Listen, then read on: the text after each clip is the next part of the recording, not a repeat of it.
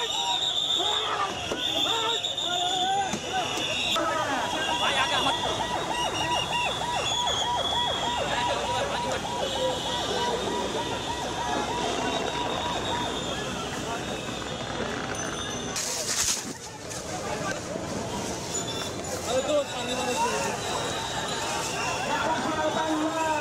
আগে আমারটা দেন, ভাই আগে আমারটা দেন, ভাই আগে আমারটা দেন।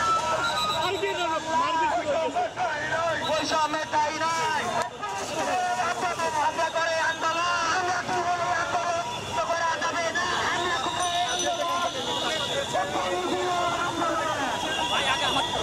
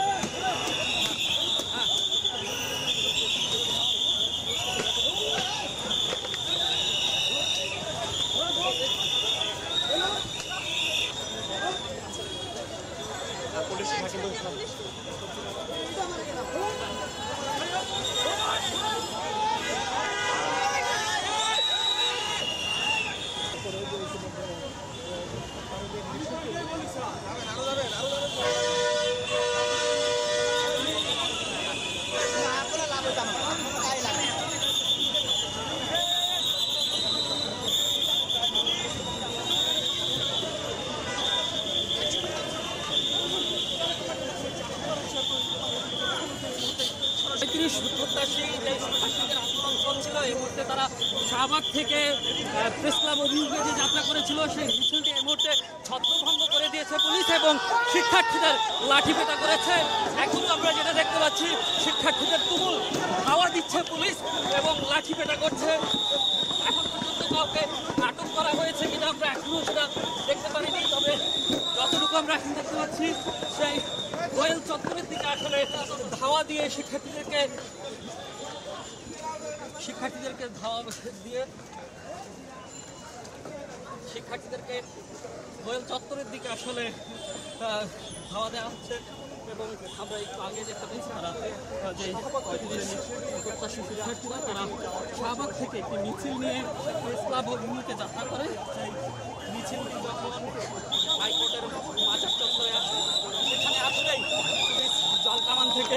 জল ছড়ে এবং সেই সঙ্গে জলের হাওয়া পাল্টা খাওয়া এবং এই মুহূর্তে পুলিশ সেই শিক্ষার্থীদেরকে খাওয়া দিয়ে একদম গোয়েল চত্বরের দিকে নিয়ে এসেছে। এই মুহূর্তে এখন আমরা আছি গোয়েল চত্বরে এবং আমরা দেখতে পাচ্ছি বিপুল সংখ্যক আইন শৃঙ্খলা বাহিনী তাদেরকে সেই খাওয়া দিচ্ছে এবং তারা আমাদেরকে যেটি জানিয়েছিল তারা প্রেস ক্লাব এবং যাত্রা করেছে এবং সেই যাত্রার ঠেকাতেই পুলিশ এই অ্যাকশনে গিয়েছে এবং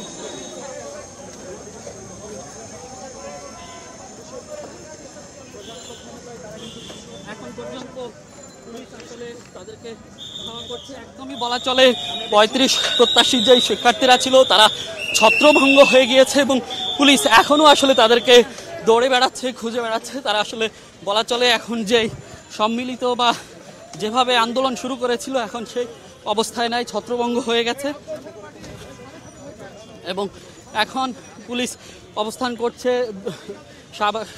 ঢাকা বিশ্ববিদ্যালয়ের দোয়েল চত্বরে এবং এদিকেও যেদিকে আন্দোলনকারীরা আসলে দিক বিদিক ছুটছেন সেই আন্দোলনকারীদের পিছু ছুটছেন এবং এই কিছু শিক্ষার্থী ঢাকা বিশ্ববিদ্যালয়ের কার্জন হল এবং বিশ্ববিদ্যালয় এলাকায় আসলে ছড়িয়ে ছিটিয়ে রয়েছে, কিন্তু পুলিশ এখনও তৎপর রয়েছে এবং বিপুল সংখ্যক পুলিশ এখানে রয়েছে এবং পুলিশ ছত্রভঙ্গ করে দিয়ে লাঠিপেটা করেছে এবং এই মুহূর্তে পুলিশ এখানে দাঁড়িয়েছে এবং আসলে তারা কি করবে সেটি ঠিক করছে এবং এদিক থেকে এবং আমাদেরকে যেটি আন্দোলনকারীরা জানিয়েছিল যে তারা যে